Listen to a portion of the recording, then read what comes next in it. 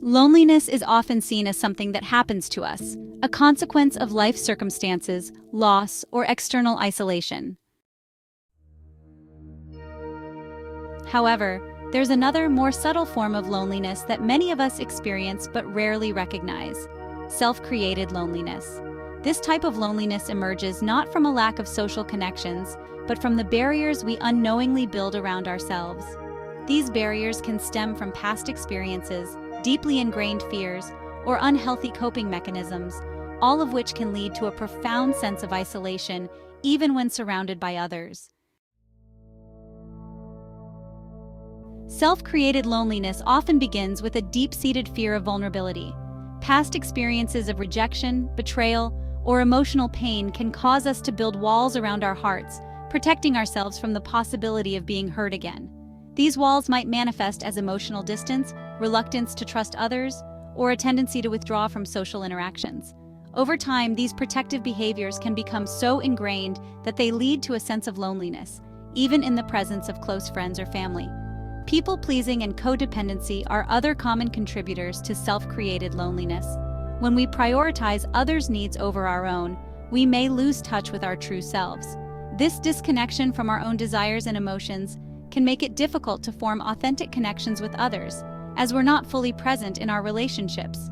Instead of fostering genuine intimacy, we may find ourselves feeling alone and misunderstood, trapped in relationships that lack true depth. Moreover, self-created loneliness can be fueled by negative self-perceptions. If we struggle with feelings of low self-worth, or believe that we are unworthy of love and connection, we may unconsciously push others away. This can take the form of self-sabotage, where we create distance in relationships to avoid the risk of rejection. Alternatively, we might isolate ourselves, believing that we are protecting others from our perceived flaws or shortcomings. The consequences of self-created loneliness can be profound. Emotionally, it can lead to feelings of emptiness, sadness, and anxiety. The longer we remain isolated behind our self-imposed walls, the harder it becomes to reach out and connect with others. This can create a vicious cycle, where loneliness reinforces negative self-beliefs, leading to further withdrawal and isolation. Psychologically, self-created loneliness can contribute to a distorted view of relationships. We may begin to see others as distant or uncaring, not because they truly are, but because our own fears and defenses prevent us from experiencing genuine connection. This skewed perception can lead to feelings of mistrust and resentment, further deepening our sense of isolation. Overcoming self-created loneliness requires a willingness to confront the fears and behaviors that keep us isolated. It begins with self-awareness, recognizing the patterns and beliefs that contribute to our loneliness. This introspection can be challenging, as it often involves facing painful memories or acknowledging uncomfortable truths about ourselves. However, it is a crucial step in the journey toward healing and connection. One of the most effective ways to break free from self-created loneliness is to practice vulnerability. This means allowing ourselves to be seen and known by others, even when it feels uncomfortable or risky. It involves sharing our true thoughts and feelings, asking for help when we need it, and being open to the possibility of rejection.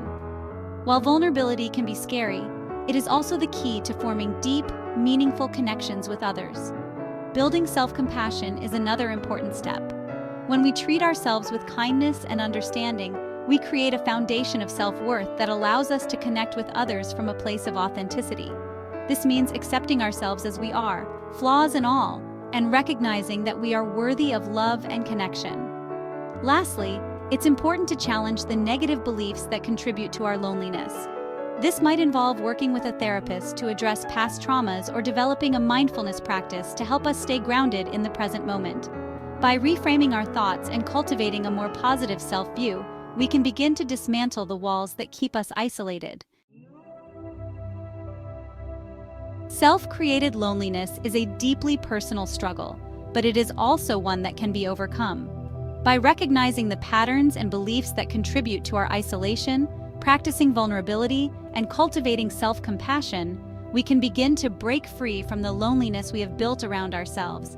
It's a journey that requires courage and patience, but the reward is the possibility of genuine connection, a life where we are truly seen, understood, and loved.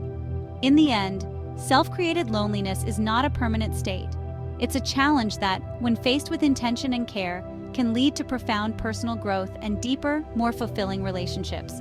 Remember, you are not alone in your loneliness, and there is always a path back to connection.